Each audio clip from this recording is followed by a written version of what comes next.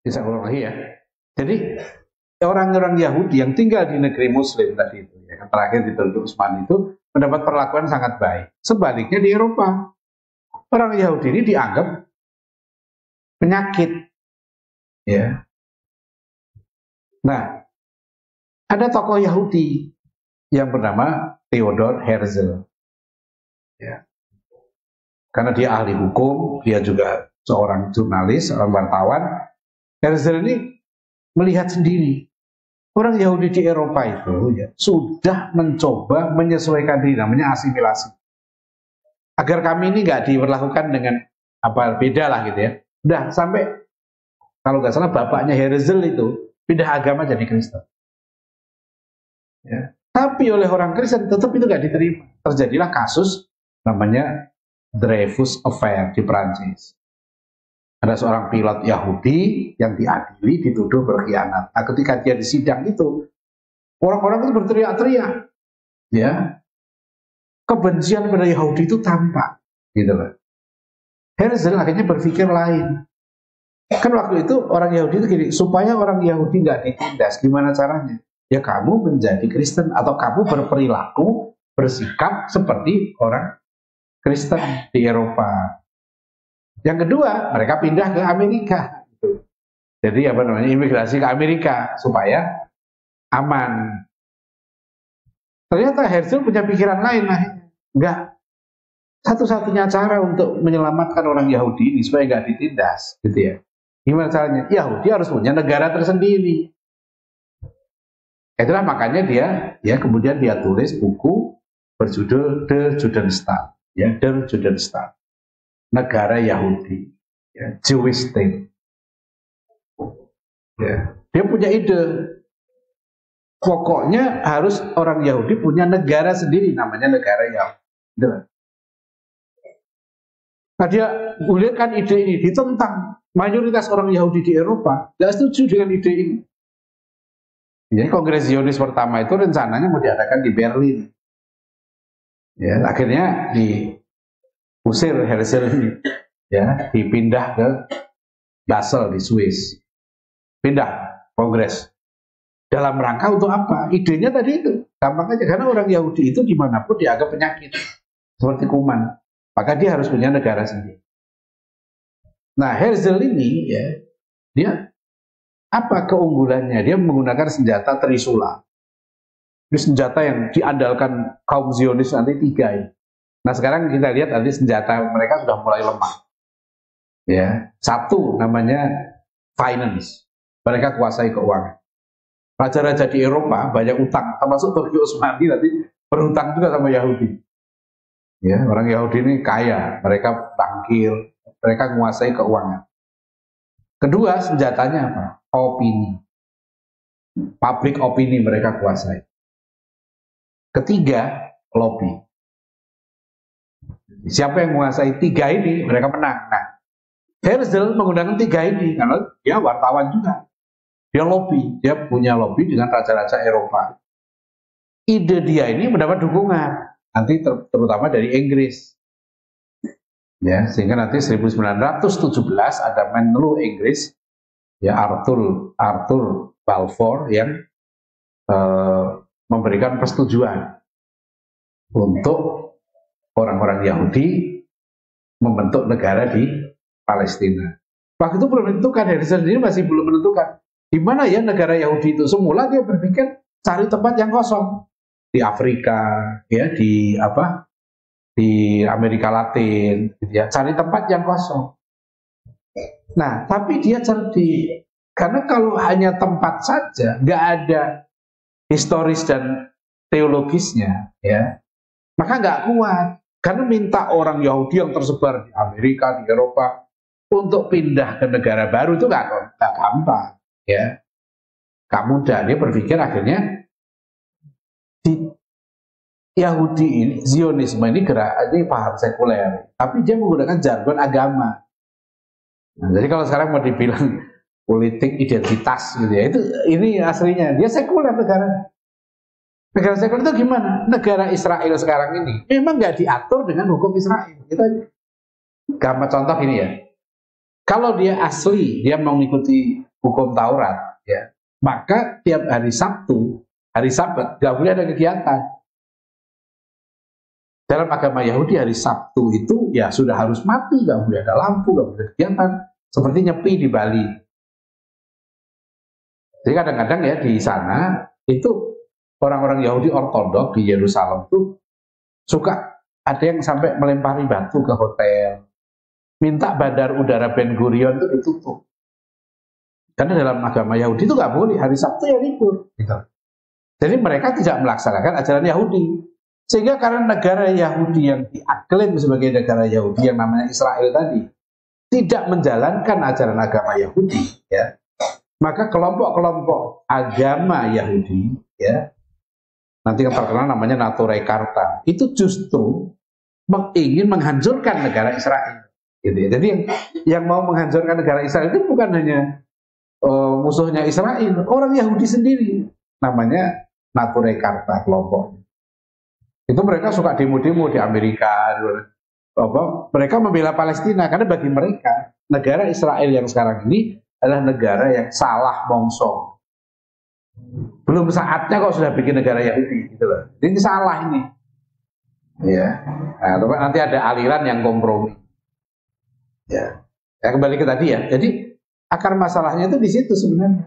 Yang jadi masalah mereka kemudian menipu, membohongi, membuat public opini di Eropa bahwa tanah Palestina itu adalah tanah kosong.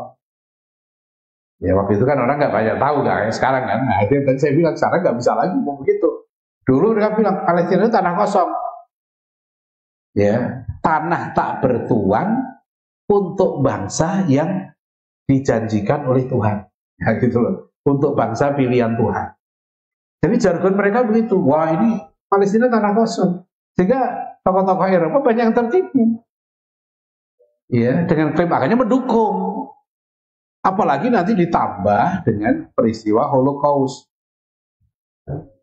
Kan gini ya, biasanya perubahan besar itu dimulai dari tragedi. Katanya orang Yahudi sekitar jutaan orang gitu ya dibantai oleh Hitler, ya, dibantai oleh Hitler. Nah kalau dulu ada film yang di Indonesia nggak boleh masuk, namanya Schindler List. Ya, film Schindler List yang sutradara Jurassic Park, Steven Spielberg. Ya, Spielberg itu sutradara Yahudi itu. Dia bikin film namanya Schindler List. Itu memang sadis betul. Orang nonton film itu terus kasihan nama Yahudi gitu. Kan diekspos terus menerus. Wah ini Holocaust, Yahudi dibantai, nggak punya tanah air gitu kan. Akhirnya dunia mendukung waktu itu. Terutama raja-raja di Eropa mendukung. Oh iyalah, mulai 1918 ya, ketika pasukan sekutu masuk kota Yerusalem, memboncenglah milisi-milisi Yahudi, ya, mulai masuk ke Yerusalem. Nah dari situ nanti orang Yahudi ini cerdik ya, mereka punya duit, ya, mereka sudah lihat Barat menang, sekutu menang, apa yang mereka lakukan? Mereka kemudian bersekutu dengan Barat. Herzl ya melobi semula, Herzl itu optimis Sultan Abdul Hamid akan memberikan tanah Palestina itu. Kan gini, dia menghadap pada Sultan Abdul Hamid ya dari Turki Utsmani supaya menyerahkan tanah Palestina. Sultan Abdul Hamid malah bersumpah tidak akan menyerahkan, bahkan orang Yahudi nggak boleh tinggal di Palestina. Ya, jadi kan kalau mereka datang visanya, ya mereka harus pergi. Ustaz Abdul Hamid tegas sekali. Nah, gara-gara Ustaz Abdul Hamid menolak ide ini, negara Yahudi, akhirnya Herzl ini pintar. Dia melobi, udah deh, otonomi saja. Ya, jadi nggak usah merdeka, tapi kami kasih otonomi. Itu pun ditolak oleh Ustaz Abdul Hamid. Padahal janji-janji, ya, utang Turki Utsmani akan dibayari oleh kaum Zionis. Nah, di dalam ya terjadi gerakan clandestine, ya, gerakan Turki muda yang Third Movement, ya, dan Freemasonry, ya, itu bergerak di sana untuk menyebarkan paham-paham yang nanti melemahkan, ya, tidak lagi menganggap Palestina itu bagian yang penting, ya, dari wilayah Turki Utsmani. sejalan dari luar ya dilemahkan, dan kondisi internal Turki Utsmani sendiri sudah lama, sudah melemah, ya, sudah melemah. Nah itulah akhirnya apa yang terjadi 1947, tiba-tiba PBB mengeluarkan resolusi bahwa tanah Palestina itu dibagi dua, separuh untuk Yahudi, separuh untuk Arab. Nah orang Arab nggak mau, gimana ceritanya? Kok tiba-tiba dibagi dua? Padahal penduduk Yahudi waktu itu yang datang ke sana, sudah datang imigran Yahudi, ya hanya sekitar 10-15%. Kok dapat tanah separuh, gitu ceritanya. Nah tapi Yahudi kan merasa kuat, ya. Akhirnya 14 Mei 48 dideklarasikanlah negara Israel, ya. Ada dua dalam deklarasi Israel, pendirian negara Israel. Satu, mereka mengaku punya theological right. Apa theological right? Hak teologis. Bahwa menurut kitab suci kami, ini adalah negeri yang dijanjikan Tuhan untuk bangsa Yahudi. Hak teologis. Yang kedua katanya historical right. Hak sejarah. Nenek moyang kami dulu ratusan tahun itu tinggal di sini. Maka ini hak kami. Nah, itu namanya historical right. Nah, masalahnya apa? Di situ kan ada penduduk Palestina dan nggak sedikit jumlahnya, jutaan. Apa yang mereka lakukan? Mereka melakukan teror, mengusir penduduk Palestina, membeli tanah-tanahnya, di samping itu yang nggak mau ya diusir, diteror. Nah itulah negara ini dibentuk dengan terorisme. Inilah yang dalam konferensi Asia Afrika tahun 55 di Bandung, ya, yang dipelopori oleh Presiden Soekarno, ya. Dalam deklarasinya dinyatakan bahwa Zionisme itu adalah imperialisme, kolonialisme yang paling kejam, the blackest imperialism, ya, imperialisme yang paling hitam. Kenapa dia terkejam? Karena kolonialisme yang biasa itu menjajah, mengambil kekayaan alamnya, ya kan, tapi nggak ngusir penduduknya, gitu. Nah kalau Zionisme itu lebih dari itu. Dia masuk di situ, mengusir penduduknya dan mengganti dengan ras Yahudi dengan alasan tanah ini hanya untuk bangsa Yahudi. Karena tanah yang dijanjikan Tuhan untuk bangsa pilihan Tuhan. Ya. Nah, ideologi rasisme inilah yang sampai sekarang masih ada. Sehingga tahun 1975 Majelis Umum PBB, ya, itu mengeluarkan resolusi Majelis Umum, ya, General Assembly, bahwa Zionisme adalah satu bentuk rasisme, ya, di mana ras Yahudi lebih tinggi daripada ras yang lain. Gitu. Profesor Faruqi sampai menyatakan, andaikan negara Yahudi ini, negara Israel bentuk di bulan sekalipun, harus kita tolak. Saking ini negara nggak bener, gitu. Negara rasis, ya, rasisme. Karena di dalam di barat pun ya human right itu rasisme ini sudah dihancurkan. Ya. Kok sekarang masih ada yang tersisa? Ya. Nah jadi bayangkan ya, ceritanya gampang ya. 48 terjadi perang, Israel bukan kalah karena memang dia juga didukung oleh negara-negara besar, malah wilayahnya bertambah-tambah terus.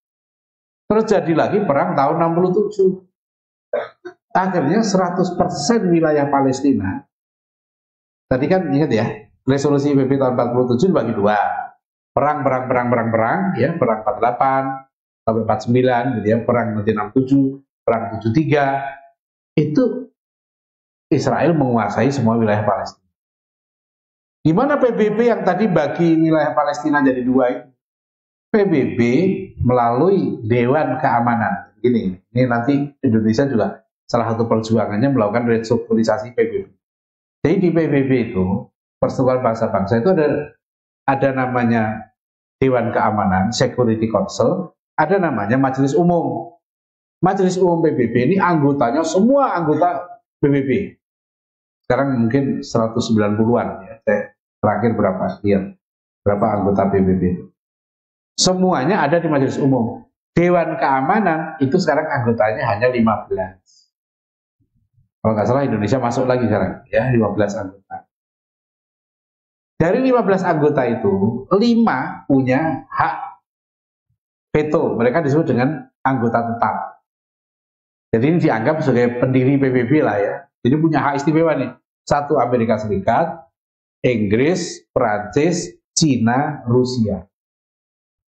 Ya, 4 ini yang dulu memenang Perang Dunia Kedua gitu ya. Nah, ini punya hak veto. Hak veto itu gimana? Nah, ini misalnya nih, kalau Majelis Umum PBB mengambil keputusan tadi Zionisme, rasisme, itu tidak mengikat. Majelis Umum tidak bisa memboikot satu negara, tidak bisa menghukum satu negara, tidak bisa mengirimkan tentara, pasukan kepada negara lain, nggak bisa. Ya.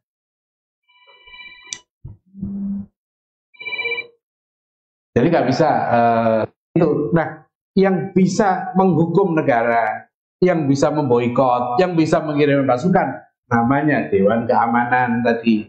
Dewan Keamanan ada 5 anggota tetap. Kalau satu dari 5 anggota tetap tadi yang apa tadi? Amerika, Rusia, Cina, Inggris, Prancis. Satu saja nggak setuju dengan resolusi itu, batal. Ini saya naik dewi.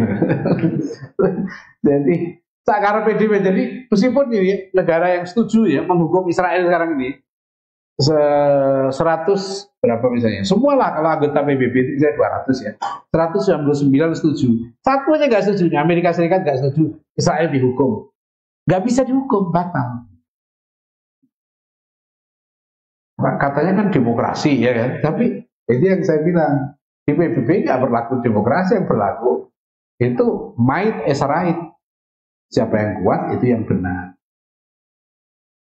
Ya, jadi kalau mengandalkan PBB ya, itu berat. Cuma ya sekarang ini ada apa ya, blessing in disguise. Ada situasi yang nggak pernah terjadi sebelumnya. Apa itu? Keterbukaan informasi. Ini nggak gampang loh. Ini Israel ngancam nih mau menghabisi Hamas taruhlah gitu ya. Mau menghabisi sana. Dia sekarang semua kamera sekarang ke Hamas, ke Gaza, ya kan? Nggak gampang. Kalau dulu orang Israel bisa bilang Palestina nggak ada penduduknya, bisa. Makanya sekarang kalau ya kalian lihat tuh ya di beberapa negara Amerika Latin ya, itu mengecam Israel. Beberapa anggota parlemen Eropa ya, itu luar biasa. Di Amerika sendiri banyak ilmuwan-ilmuwan, ya Paul Finley misalnya, ya yang mengkritik keras kebijakan politik luar negeri Amerika terhadap Israel. Sekarang ini makin terbuka. Jadi terus dominasi keuangan Yahudi, ya, ini saya nggak tahu persisnya. Tapi unsur lobby dan unsur opini sudah nggak sekuat dulu, nggak dominan dulu. Dulu Israel itu selalu menciptakan gini, kami ini David dikelilingi oleh raksasa-raksasa Arab yang disebut sebagai Goliath, ya kan, Daud melawan Jalut kan itu. Jadi Israel itu selalu mencitrakan dirinya sebagai pihak yang kecil, yang lemah, gitu. Sehingga orang kalau dia diserang kasihan, apalagi dia kasihan, gak punya tanah air, gitu loh, terlunta-lunta, diusir-usir, udah deh, gitu kan. Nah, sekarang dia kan mau itu, ya, playing victim, dia mau mencitrakan itu, kami yang diserang, ya. Tapi sekarang kenyataannya, setiap dia diserang, dia nyerangnya lebih dahsyat lagi, gitu ya.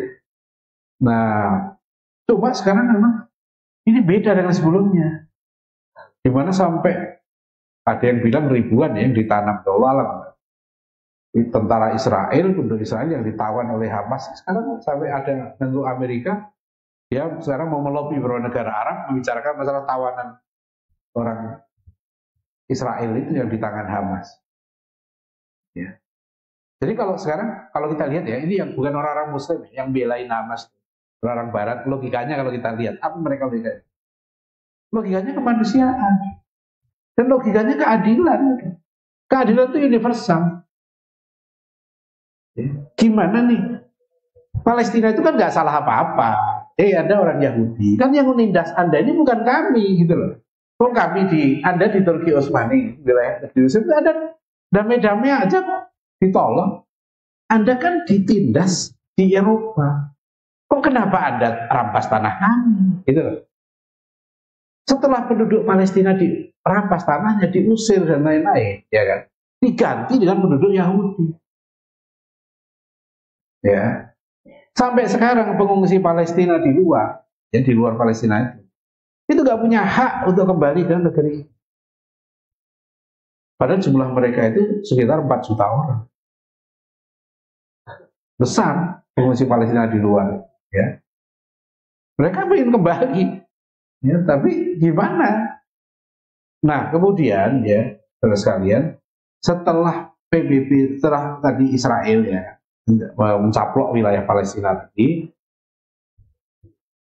PBB kemudian bersidang tahun 67, si Dewan Keamanannya, ya, jadi ini yang punya kekuasaan ya, Dewan Keamanan. Tahun 67 bersidang. Hasilnya apa? Tidak mengesahkan pendudukan Israel atas tepi barat dan jalur Gaza. Nah, ya. Jadi yang disebut jalur Gaza, Gaza Strip dengan tepi barat yang ada nanti ada Masjidil Aqsa di situ, ya. Itu nggak disahkan oleh PBB. Resolusi 242-338, ya. Israel harus mundur dari wilayah pendudukan, misalnya occupied territory, ya. Wilayah pendudukan disebut dengan wilayah pendudukan. Jadi hukum internasional, ya, itu tidak mengesahkan pendudukan Israel atas Palestina, cuma sekali lagi gitu ya, hanya tepi barat dan jalur Gaza. Itu sekitar 18-20% kan. Jadi barat ini ya, ada orang ini ngerampok, ngambil 1 juta. Yang punya, yang hartanya dirampok tadi, sekarang ini cuma minta balikin dong. Berapa? 20%-nya. 200.000. Udah yang 800.000 lu ambil, gitu loh. Tolong yang 20.000, ya, balikin ke kami. Itulah yang dirundingkan selama ini oleh, kalau di faksi di Palestina namanya Fatah, dulu Yasser Arafat, sekarang Mahmud Abbas yang di barat ya, presiden. Itu mereka, saudara, kami nggak yang ini, nggak apa namanya, nggak, silahkan Anda ambil yang 80, tapi tolong yang 20% kasih ke kami. Nah, ini juga yang sudah diprakarsai oleh Amerika. Tahun 93 perjanjian Camp David, zaman Bill Clinton, ya. Terus dia usahakan, sampai Barack Obama usahakan perundingan-perundingan, dirundingkan itu cuma yang 20% ini. Tapi barat jalur Gaza. Nah, celakanya, nah ini ya, keserakannya, ya, Israel itu nggak mau ngasih yang 20% tadi. Ya. Sampai sekarang bahkan yang 20% itu digerogoti terus.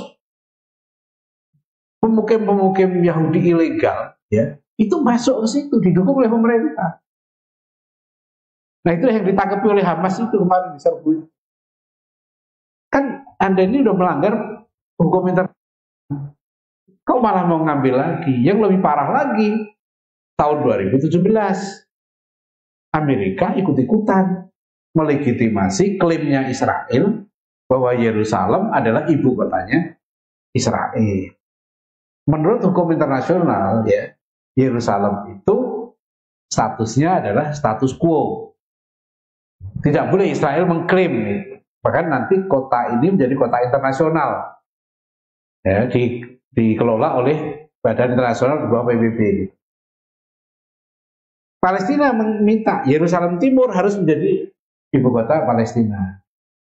Jadi setiap perundingan, ya, antara Israel dengan Palestina ini sudah puluhan tahun diusahakan, ya, diusahakan apa itu minta tadi ya tepi barat dan jalur Gaza, namanya two state solution. Nah, itu Indonesia mendukung ini ya, two state solution itu solusi dua negara.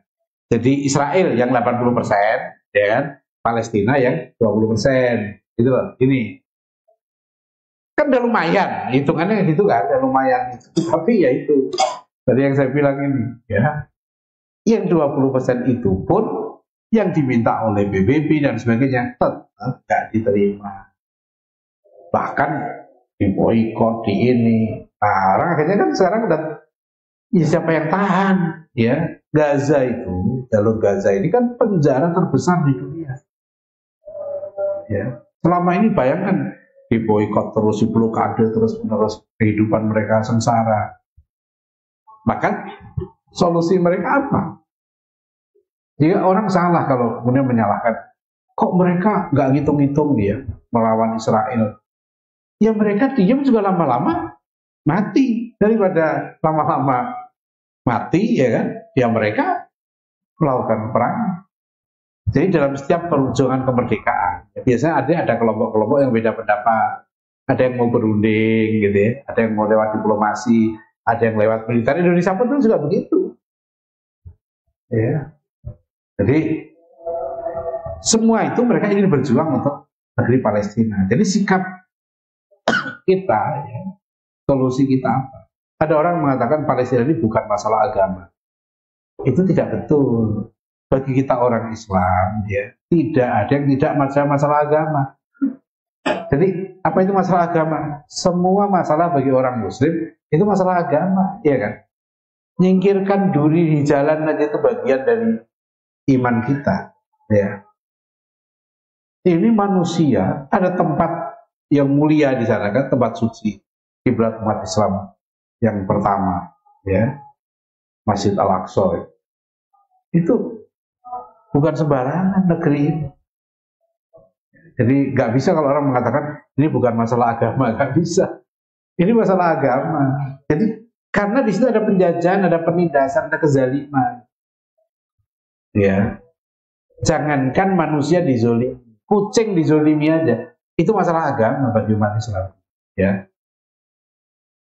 jadi merusak lingkungan, ya, menyakiti makhluk Allah, itu masalah agama. Ya. Nah, tapi kita juga sadar kita kan jauh dari Palestina. Apa yang bisa kita berikan untuk membantu saudara kita? Ya doa terus menerus. Ya, nggak apa-apa kalau kita mau kumpulkan infak juga sudah. Belum ada infak untuk Palestina, belum ya. Nah, bisa juga nanti kita kumpulkan infak ya. Tadi saya lihat di Asy-Syafi'iyah tadi di masjid sana tadi saya dikirimin ya oleh pimpinan Asy-Syafi'iyah barusan. Nah, terhimpun hampir 3 juta jamaah masjid. Sekarang ini bagian jadi yang bisa kita lakukan. Jangan dianggap itu kecil, enggak. Ini bagian dari kepedulian kita.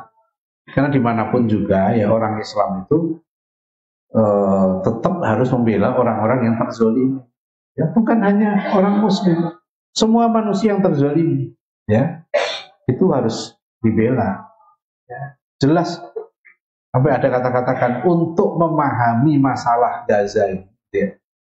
Anda nggak perlu jadi Muslim. Tadi saya baca posternya, ya cukup Anda jadi manusia. Ya, jadi manusia sudah tahu. Ya ini jelas kok masalahnya itu. Akar masalahnya itu penjajahan. Akar masalahnya itu pengusiran. Akar masalahnya itu adalah kesewenang-wenangan, kezaliman. Itu akar masalah. Ya, jadi sekarang ini kalau kita lihat, masya Allah ya, meskipun beda ya kan, Presiden Mahmud Abbas dengan Hamas, Presiden Mahmud Abbas disuruh mengecam, nggak mau. Ya, Arab Saudi sekarang dukung Palestina. Ada yang berkata, kenapa Arab Saudi tidak tegas mendukung Hamas?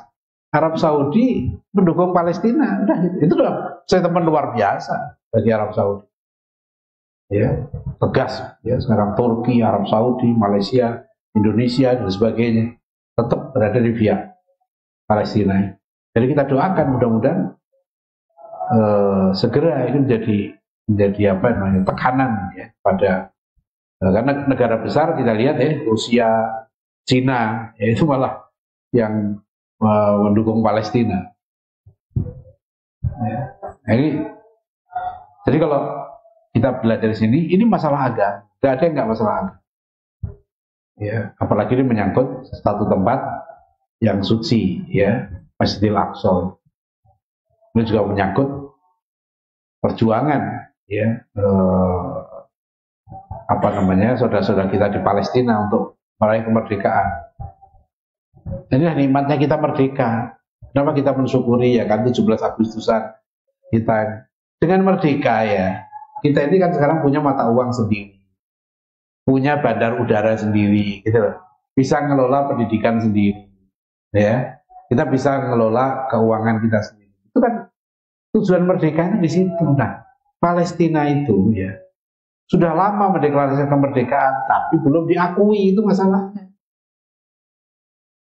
Karena tadi Israel ini masih menolak two state solution, solusi dua negara.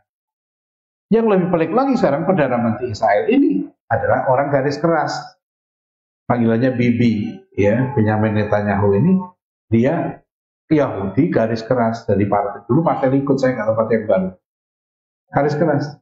Jadi kalau garis keras dia di politik Israel itu partainya sayap kanan, ya itu suka ngutip agama. Pokoknya ini tanah yang dijanjikan Tuhan. Udah, gitu ya. Ini haknya bangsa Yahudi. Nah, Yahudi yang keras tadi saya bilang, ada yang sampai bunuh tahun 96 saya. Itu Perdana Menteri Israel namanya Yitzhak Rabin. Itu pernah ke Indonesia juga ya. Itu dibunuh oleh orang Yahudi namanya Yigal Amir. Kenapa? Karena Yitzhak Rabin berunding dengan PLO. Ya, PLO itu faksi di Palestina yang dia mau damai, maksudnya. Jadi diplomasi, perjuangan untuk mendirikan negara Palestina dengan diplomasi. Ya. Tapi karena perundingan ini gagal terus, ya Israelnya mengkhianati perundingan itu, yang terjadi apa? Ya berarti teori berunding sudah nggak dipercaya lagi, gitu loh. Maka di Palestina itu tahun 2021 waktu itu mau pemilu kan. Kalau dilaksanakan yang menang Hamas. Kenapa? Tadi kan orang yang nyoba ya kan jalan damai nih, dicoba ya. Ternyata jalan damai nggak menang-menang. Ya, Israel malah makin nyerobot lagi tanah Palestina. Ya akhirnya teorinya Hamas yang didukung oleh penduduk Palestina. Yaitu apa? Ya sudah jihad perang. Ya, toh dengan ada damai nggak terwujud, dikhianati terus. Jadi kenapa kok sekarang Hamas makin populer didukung masyarakat Palestina? Karena yang jalan perundingan tadi gagal. Ya, kayak tadi kan sampai Presiden Mahmud Abbas meskipun beliau orang Palestina tetap tidak mau mengecam Hamas. Ya.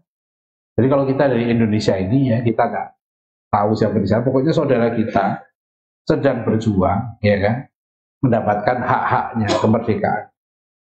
Nah, itulah kita syukuri sebagai orang Indonesia ini, kita bersyukur. Dan memang ya salah satu tokoh yang memperjuangkan kemerdekaan Indonesia namanya adalah Syekh Amin Al-Hussein. Itu mufti Palestina dulu. Jadi kalau kita ini berhutang budi sama Palestina, itu bukan sembarangan, karena termasuk yang memperjuangkan kemerdekaan dan pengakuan kemerdekaan Indonesia itu juga tokoh-tokoh Palestina. Nah itu yang sekarang ini kita hadapi. Ya, jadi para santri semua ya, itu adalah apa namanya perjuangan kita. Ya, sekarang ini kita jauh dari Palestina. Ya, tapi kan dengan informasi sekarang mudah kita ikuti. Ya, kita terus-menerus harus memantau perkembangan ini. Karena 24 jam ke depan ini mengkhawatirkan sekali dengan ancaman Israel. Ya, kalau ini sampai terjadi ya, nah itu sangat mengerikan. Ya, tapi kita tidak tahu, ya orang sekarang pun nggak nyangka, kok bisa Hamas dari mana? Kan itu wilayah Gaza itu diblokade. Kok bisa mereka punya roket sampai ribuan? Itu juga juga nggak tahu, ya. Sampai ada yang, ya itu nggak tahu ya kan, ini jangan-jangan ada burung ababil sebenarnya, nggak tahu apa namanya. Ya kalau orang ya sudah, bayangkan aja mereka terzolimi begitu rupa, ya mau merdeka nggak bisa, ya jalan satu-satunya ya berjuang, ya secara fisik. Apalagi mereka yakin ya kalau sudah begitu itu apa, syahid dan balasannya kesempatan. Nah, ini yang buat orang takut sebenarnya. Takut kalau efek Palestina ini menyebar ke seluruh dunia Islam. Sekarang bayangkan di mana-mana sekarang orang demo, ya solidaritas luar biasa, itu menakutkan.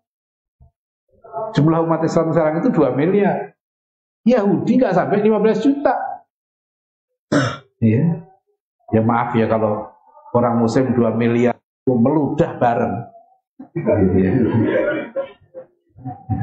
bareng yang meludahnya ya, meludahi Israel, meludah bareng di Israel sana, tenggelam. Itu solusinya. Tapi gimana itu mengumpulkan 2 miliar, ya, datang ke negara Israel, ya jangan meludah lah, nggak sopan. Bawa itu aja lah, apa, minuman gelas ya, udah bawa 1 botol-botol, tumpahin 2 miliar. 2 miliar kali 1 liter berapa coba? 2 miliar liter, gimana itu? Ini kayaknya belum ada yang memberikan solusi begitu. Baru saya ya. Gimana caranya ini? Ya, pikirkanlah ya. Caranya nuang air bareng 1 liter, orang Islam jadi 2 miliar liter dituangkan ke Israel, tenggelam semua itu tank-tanknya. Ya. Jadi terus ada yang nanya saya gini, dalam surat Al-Isra itu ada nanti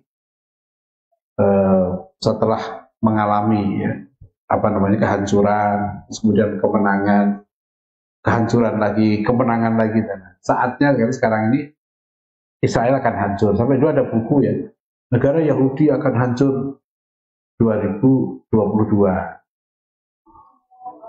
Ya.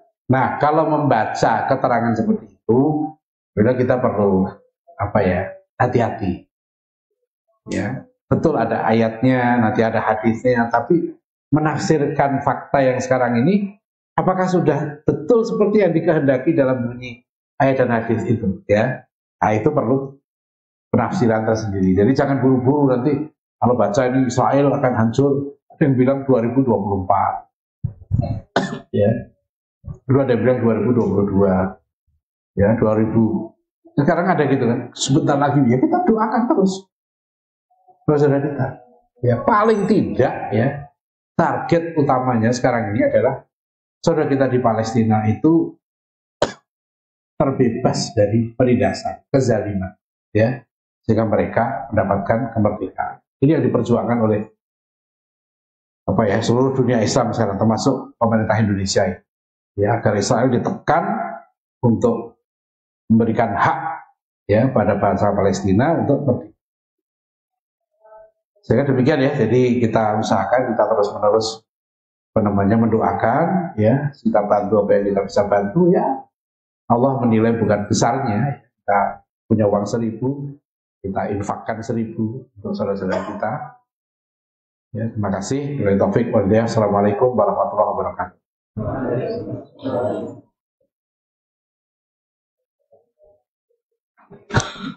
Ada yang ini. Alhamdulillah, terima kasih kepada saudaranya atas pemaparan materinya. Setelah kita simak bersama terkait Palestina dan Mesir, dan juga sekira ada sedikit waktu ya. Jadi barang siapa santri yang ingin bertanya, kira 1 atau 2 lah cukup. Ya, siapa yang ingin bertanya silakan lakukan.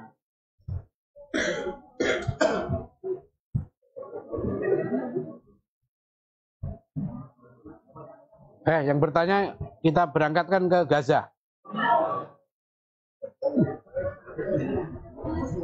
Gaza itu, Gaza apa? Alumni kita, ya. Namanya bisa diri ya. Diri. Soalnya agak dikerasin. Ya, silakan. Pak. Siapa nama?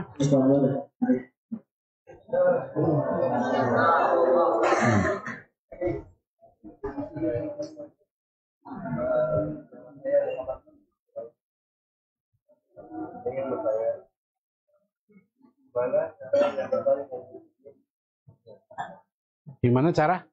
Gimana cara menjatuhkan kaum